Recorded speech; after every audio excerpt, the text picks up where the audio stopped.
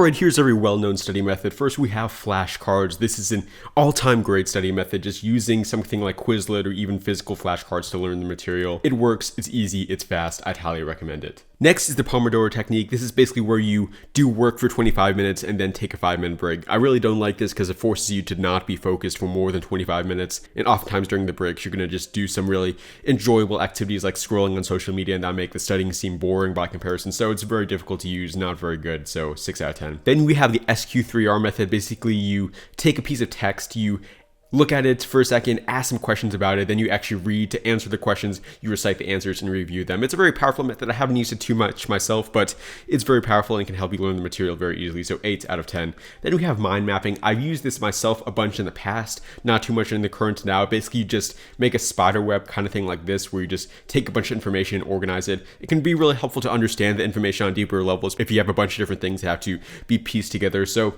I'll give it a 7 out of 10. Then we have the Cornell Method. Basically, you take some text and you separate it into the key questions and then the main ideas, and then you summarize it down at the bottom.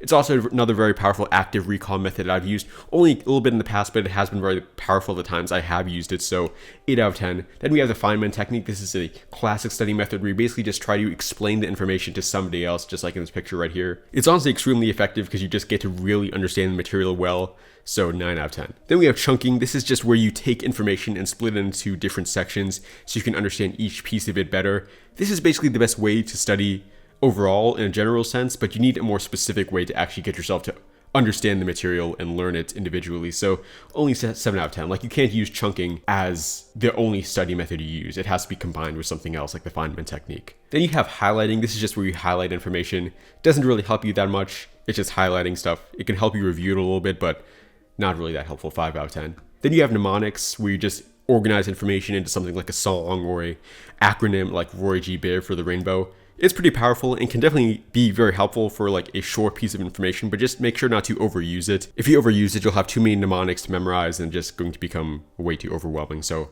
only 7 out of 10. Then you just have reading over the information. This is probably what many of you do currently.